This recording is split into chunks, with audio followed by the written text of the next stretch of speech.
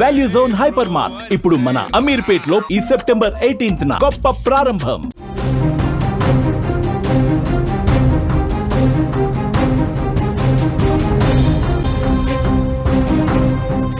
Breaking news చూస్తున్నాం. Pakala mystery మృతదేహాల కేసులో కొత్త కోణాలు వెలుగులోకి వస్తున్నాయి. మృతులు జయమాలి మరిది కళై సెల్వన్గా గుర్తించారు. చనిపోయిన పిల్లలు జయమాలి పిల్లలుగానే నిర్ధారించారు. అన్ని ఆధారాలు కూడా ల్యాబ్కు పంపించారు పోలీసులు. పిల్లల మృతదేహాలను ఆ తండ్రి గుర్తించినట్టుగా తెలుస్తోంది. కొన్ని రోజులుగా భార్యాభర్తల మధ్య గొడవలు కూడా జరిగినట్టుగా సమాచారం వస్తోంది. 40 లక్షల రూపాయల విషయంలో ఈ గొడవలు చెలరేగినట్టుగా సమాచారం. పాకాల అటవీ ప్రాంతంలో తిరుపతిలో వెలుగు చూస్తున్న ఒకే కుటుంబం 4 మరణాల మిస్టరీ రాష్ట్రంలో కలకలం రేపింది. రోజుకో కొత్త విషయం బయటకు వస్తోంది. పాకాల అటవీ ప్రాంతంలో ఒక మహిళ పురుషుడితో పాటు 2 పిల్లలు పాతి పెట్టినటువంటి ఆనవాళ్లను అక్కడ ఉన్న పశువుల కాపర్లు గుర్తించారు. ఆ తర్వాత పోలీసులు వచ్చి ఇన్వెస్టిగేషన్ చేస్తే భయంకరమైనటువంటి వాస్తవాలు బయటకు వస్తున్నాయి. వీళ్ళు తమిళనాడు రాష్ట్రం తంజావూరులో ఉన్నట్టుగా బయటకు వచ్చింది. అయితే భార్యాభర్తల మధ్య గత కొన్నాళ్లుగా గొడవలు జరిగినటువంటి పరిస్థితి కూడా ఉంది. 40 లక్షల రూపాయలకు సంబంధించి వాళ్ళ మధ్య గొడవ జరిగినట్టుగా ఇన్ఫర్మేషన్ వస్తుంది. అయితే వీళ్ళని ఎవరు చంపారు, ఇవి హత్యల అన్నకు సంబంధించి ఇంకా సందిగ్ధం కొనసాగుతూనే ఉంది. దీని గురించి మరింత లేటెస్ట్ ఇన్ఫర్మేషన్ తెలుసుకుందాం. పోలీసుల ఇన్వెస్టిగేషన్ ఎంతవరకు వచ్చింది, ఇప్పటి వరకు ఏం తేల్చారు, దీని గురించి మనం మాట్లాడదాం. ప్రస్తుతం ఫోన్ ఇన్లో సిద్ధంగా ఉన్నారు మా ప్రతినిధి ఉమాశంకర్. ఉమాశంకర్, పోలీసులు ఈ రోజు ఇచ్చినటువంటి సమాచారం ఏంటి? వలి అంటే వీళ్ళకి సంబంధించినటువంటి రిలేషన్ ఏంటి అనే దానిపైన ఒక క్లారిటీ వచ్చింది, కానీ ఇప్పటివరకు వీళ్ళది మర్డర్ చేశారా లేకపోతే వాళ్ళంతటా వాళ్ళు ఆత్మహత్య చేసుకున్నారా దానిపైన కూడా ఇంకా క్లారిటీ రాలేదు. అయితే అక్కడ ఉన్నటువంటి సీన్ ఒకసారి పోలీసులు నిశ్చితంగా పరిశీలిస్తే వాళ్ళ ఒంటిపైన కొన్ని దెబ్బలు ఉన్నట్టయితే తెలుస్తుంది. అయితే కళై సెల్వన్ సంబంధించి కావచ్చు, లేదంటే జయమాలి పాప దర్శిని ఎవరైతే ఉందో 9 సంవత్సరాల పాపకి హెడ్ ఇంజురీ అయినట్టయితే తెలుస్తుంది. దాంతో పాటు కూడా ఈ బర్రెముకలు అనేది విరిగిపోయినట్టయితే గుర్తించారు. సో ఆల్రెడీ ఎవరో కొట్టి చంపినట్టు కొన్ని ఆనవాలు అయితే ఉన్నాయి, కానీ పోలీసులు మాత్రం ఇంకా దాన్ని నిర్ధారించలేదు. అయితే కళై సెల్వన్, జయమాలి అనేటువంటి ఇద్దరు కూడా మొదట్లో వైఫ్ అండ్ హస్బెండ్ అనుకున్నారు, వీళ్ళంతా ఒక ఫ్యామిలీ అనుకున్నారు. కానీ వీళ్ళు అంటే జయమాలి, కళై సెల్వన్ అనేది వదిన మరిది రిలేషన్. అయితే జయమాలి భర్త ఎవరైతే ఉన్నారో వెంకటేష్ కి సంబంధించి కజిన్ బ్రదర్ అతను. సో వీళ్ళిద్దరూ కూడా అంటే ఒకే ఊర్లోనే ఉంటారు.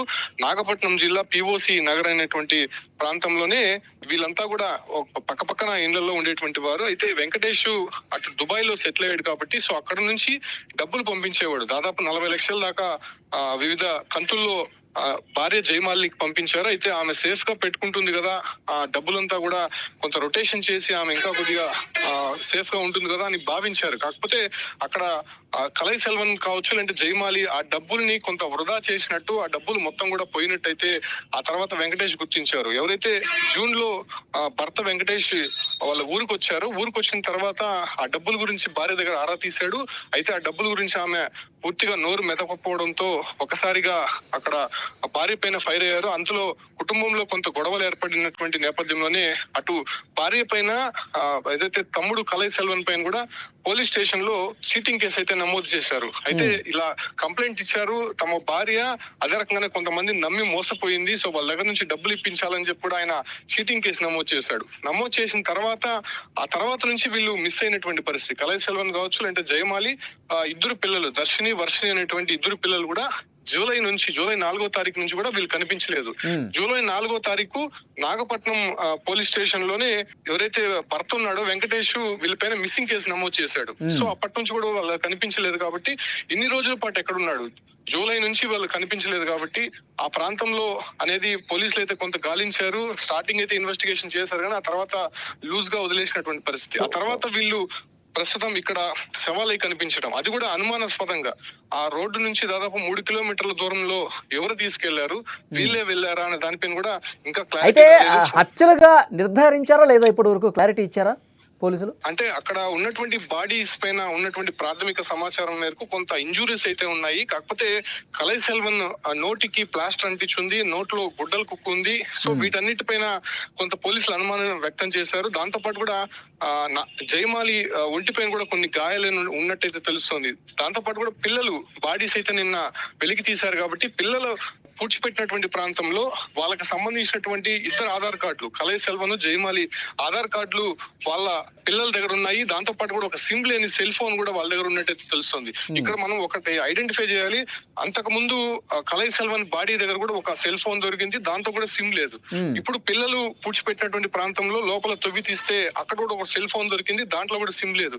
అయితే సిమ్ తీసి ఎక్కడో వేయాల్సినటువంటి అవసరం ఎందుకు వచ్చింది, ఖాళీ ఫోన్లు ఎందుకు అక్కడ ఉన్నాయి అనే దానిపైన కూడా డౌట్ రైజ్, చాలా డౌట్స్ అయితే ఉన్నాయి. కానీ అది ఇప్పటి వరకు ఆత్మహత్య లేకపోతే హత్యలు చేశారా అనే దానిపైన కూడా పోలీసులు క్లారిటీ రాలేదు. ఫోరెన్సిక్ నుంచి కొన్ని రిపోర్ట్స్ రావాలి ఉంది. దాంతో పాటు కూడా టవర్ లొకేషన్ కూడా పోలీసులు కొంత గమనిస్తున్నారు.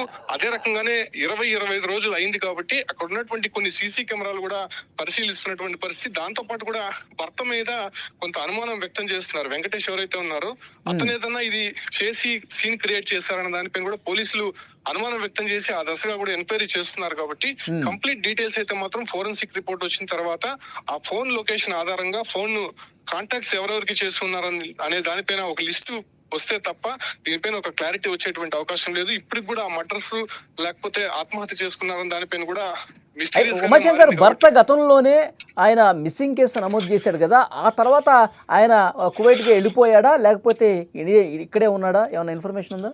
జూన్ లో భర్త వెంకటేష్ ఇండియాకి వచ్చాడు. ఇండియాకి వచ్చిన తర్వాత ఈ గొడవలంతా స్టార్ట్ అయినాయి. ఇండియాకి వచ్చిన తర్వాత తాను పంపించినటువంటి డబ్బుల వ్యవహారానికి సంబంధించి భార్య భర్త మధ్య తగాదాలు ఏర్పడింది. ఆ తర్వాత మరిది కలై సెల్వన్ తో కలిసి ఈమె కొంత డబ్బులు వృధా చేసినట్టయితే తెలిసింది. కాబట్టి వాళ్ళపైన చీటింగ్ కేసు, అంటే వీళ్ళు ఇంకొకరికి వచ్చి మోసపోయినట్టు అక్కడ భర్తతో చెప్పారు. కాబట్టి సో ఓవరాల్ గా అందరిపైన కూడా కేసు నమోదు చేయాలని చెప్పి కూడా భర్త కంప్లైంట్ ఇచ్చాడు. ఆ తర్వాత వీళ్ళు అదృశ్యమైపోయారు. పిల్లలు కూడా కనిపించలేదు, అసలు ఎక్కడికి వెళ్లారో తెలియట్లేదు. బంధువులంతా కూడా అక్కడ లోకల్ గా ఉన్నటువంటి వారి దగ్గర విచారించారు, చాలా రోజుల పాటు గాలించారు. సో అప్పటికి వాళ్ళు కనిపించకపోవడంతో జూలై 4వ తారీఖున తిట్టచ్చేరి అనేటువంటి పోలీస్ స్టేషన్ లో కంప్లైంట్ ఇచ్చారు. సో మిస్సింగ్ కేసు నమోదు చేసినటువంటి పోలీసులు అప్పటి నుంచి కూడా కొంత వాళ్ళు వెతికే ప్రయత్నం చేశారు, కానీ ఆ పరిసర ప్రాంతాల్లో ఎక్కడ కూడా కనిపించలేదు. ఎందుకంటే తంజావూరు నుంచి ఇప్పుడు వీళ్ళు చనిపోయినటువంటి స్పాట్ దాదాపు 400 కిలోమీటర్లు. అసలు ఎవరు ఎక్స్పెక్ట్ చేసి ఉంటారు ఇక్కడికి వచ్చి ఉంటారు కదా అని. ఈవెన్ వాళ్ళకి సంబంధించినటువంటి ఫోన్లు కూడా అక్కడ లేవు, సిమ్లు కూడా వాళ్ళు తీసి అక్కడే వేసేసినట్టు తెలుస్తుంది. సో టవర్ లొకేషన్ కూడా ఐడెంటిఫై చేసే అవకాశం లేదు. సో ఎటువంటి ఎవిడెన్స్ లేకుండా చేశారు కాబట్టి ఎవరు చేశారనే దానిపైన కూడా ఇంకా కన్ఫ్యూజన్ అయితే పోలీసుల్లో ఉంది. రిపోర్ట్స్ అంటే ఉమాశంకర్ జూలై 4th తర్వాత కేసు పెట్టాడు, పోలీసులు వెతుకుతా ఉన్నారు. ఆ తర్వాత అతను కువైట్ ఏమైనా వెళ్ళాడా, ఇక్కడే ఉంటున్నాడా అంటున్నా? లేదు, భర్త ఇక్కడే ఉన్నారు. ఇక్కడే ఉండి భార్య పిల్లలు ఏమయ్యారని వెతికే ప్రయత్నం అయితే చేస్తూ ఉన్నాడు. ఆయన ఇప్పుడు మొన్న ఎవరైతే ఐడెంటిఫై చేసిన తర్వాత వెంటనే ఒక డాక్టర్ ప్రిస్క్రిప్షన్ ద్వారా తంజావూరుకి సమాచారం ఇచ్చినటువంటి నేపథ్యంలోనే వాళ్ళు అక్కడ లోకల్ పోలీస్ స్టేషన్ లో ఇచ్చారు. అప్పుడు మిస్సింగ్ కేసు ఉంది కదా అని చెప్పి వాళ్ళు ఐడెంటిఫై చేసి వెంకటేష్ కి సమాచారం ఇచ్చారు. వెంటనే వెంకటేష్ తో పాటు మరి కొంతమంది కుటుంబ సభ్యులు కూడా నిన్న ఇక్కడికి చేరుకున్నారు. కాబట్టి సో వెంకటేష్ ఇచ్చినటువంటి ఇన్ఫర్మేషన్, వెంకటేష్ దగ్గర తీసుకోవాల్సినటువంటి ఇన్ఫర్మేషన్ పోలీసులు తీసుకున్నారు. అదే రకంగానే ప్రాథమికంగా ప్రైమ్ ఎవిడెన్స్ అంతా కూడా సేకరించారు. కాబట్టి అక్కడ ఉన్నటువంటి బాడీస్ మొత్తం కూడా అక్కడే ఖననం చేశారు. ఎందుకంటే తీసుకొచ్చేటువంటి పరిస్థితి లేదు, మొత్తం కూడా కుళ్ళిపోయిన ఉన్నాయి. కాబట్టి అక్కడే ఖననం చేసి, అంటే వీళ్ళ సమక్షంలో ఖననం చేసి ఫోరెన్సిక్ రిపోర్ట్స్ కోసం పోలీసులు వెయిట్ చేస్తున్నారు. కాబట్టి ఆ రిపోర్ట్స్ వచ్చిన తర్వాత ఒక క్లారిటీ వచ్చేటువంటి అవకాశం అయితే కనిపిస్తుంది. వాళ్ళకి ఓకే ఉమాశంకర్, మరింత లేటెస్ట్ ఇన్ఫర్మేషన్ కోసం మళ్ళీ ఒకసారి మిమ్మల్ని కాంటాక్ట్ అవుతాం. Thank you.